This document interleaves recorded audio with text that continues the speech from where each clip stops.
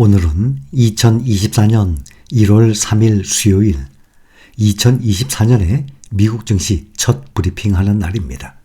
새해 첫 거래일이었습니다. 미국 시장에서 국채금리가 급등을 했습니다. 이런 가운데 미국 증시에서 일부 은행주 주가는 활짝 웃은 반면에 주요 빅테크 종목들의 주가는 크게 떨어졌습니다.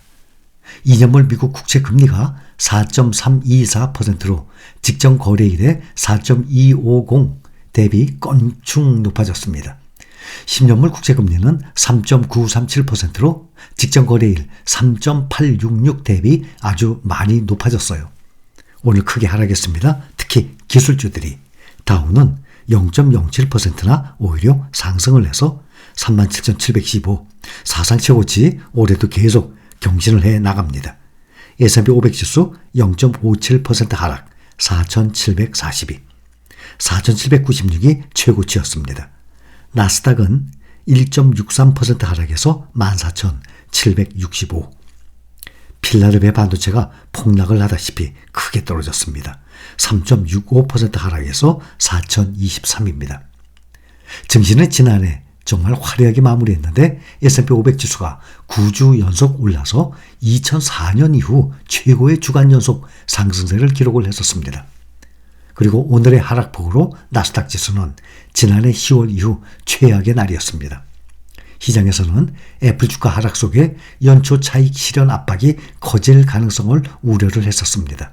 이 밖에 국채금리 상승세 역시 증시의 부담으로 작용을 했습니다. 작년에 주가가 많이 오른 대형 기술주들은 새해 첫 거래일에 일제히 크게 조정을 받았습니다.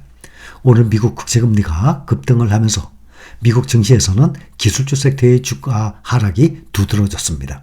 지난해 주식시장 흐름을 주도했던 매그니피센트 세븐이죠. 대형 기술주 7개 종목들, 이른바 빅7 종목들이 올해에도 상승세를 지속할지 반신반의하던 투자자들은 국채 수익률이 첫날부터 상승을 하니까 이들 종목들을 바로 매도를 많이 매도했습니다. 이 때문에 특히 기술주 주가 지수가 맥을 못 쳤습니다. 지난해 상승세를 주도했던 종목들 오늘 첫 거래에서 일제히 하락했습니다. 미국 국채금리 급등 속에 주요 은행주들 시티그룹 53.04달러로 3.11%나 치솟으면서 신고가를 작성했습니다.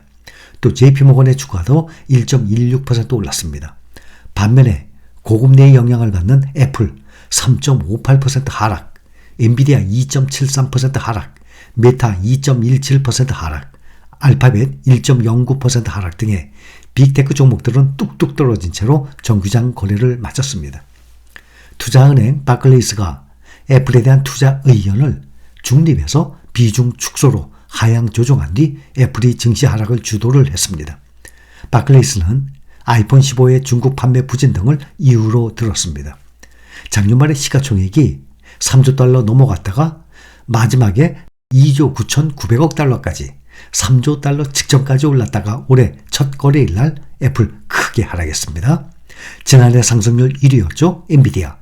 중국으로 반도체 수출을 하기가 더 어려워질 것이라는 점이 부각이 되면서 2.73% 큰 폭으로 하락했습니다. 테슬라는 지난해 4분기 차량 인도량이 시장의 예상치를 웃돌았다는 소식에도 0.02% 하락, 약보합세로 거래를 마쳤습니다. 테슬라는 지난해 4분기에 48만 4,507대의 전기차를 인도했습니다. 이것은 팩트셋이 집계한 전문가 예상치 47만 3천 대를 웃도는 수준이지만 중국의 BYD가 같은 기간에 훨씬 더 많은 52만 6,409대를 판매해서 처음으로 테슬라를 추월했습니다. 그리고 테슬라의 대항마로 불리는 리비안이 지난해 판매 목표에 미달한 것으로 드러남에 따라서 주가가 10% 이상 폭락을 했어요.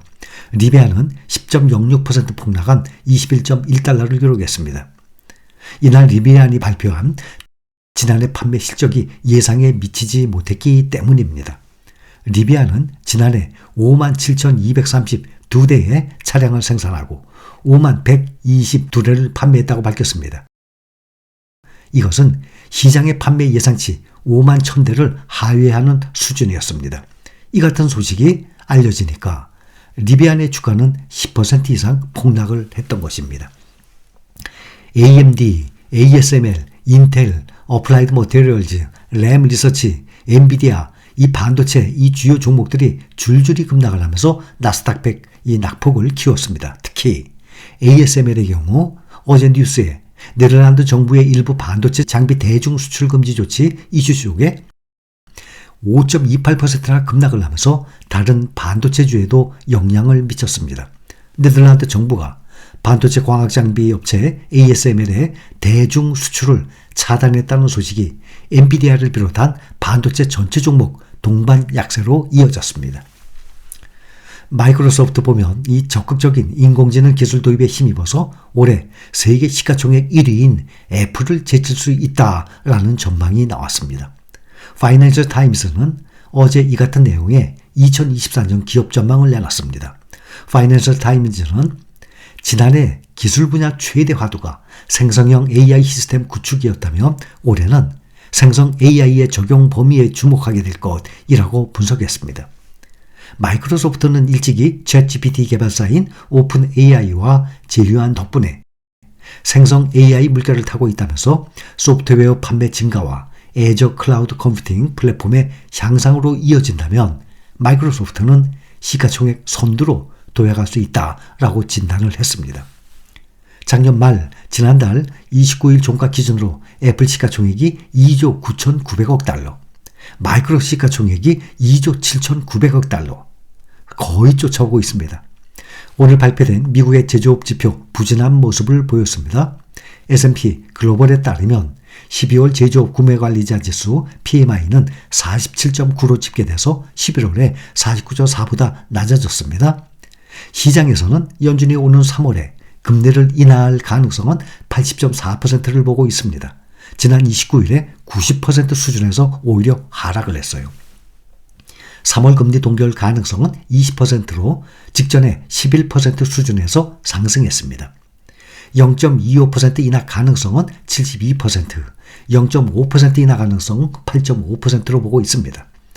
다음날 내일 예정된 12월 연방공개시장위원회 의사록 발표를 앞두고 연준의 올해 금리 인하에 대한 기대가 과도하다는 우려가 반영되고 있는 것으로 풀이되고 있습니다. 새해 자본시장의 시선은 세계 최대 경제국 미국에서 기준금리가 과연 얼마나 떨어질지에 쏠려 있습니다. 미국 중앙은행 연방준비제도는 2024년 금리를 세 차례 0.75% 낮출 것이라고 시사를 했었습니다.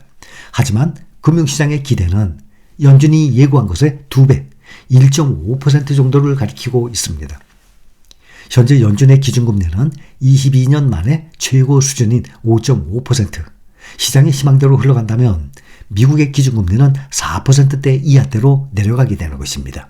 시장은 연준이 2024년 말까지 기준금리를 3.75%로 인하할 것으로 예상되지만 2026년 말까지 3%대로 떨어졌다가 그 이후에는 3.5%로 다시 상승할 것으로 전망을 하고 있습니다.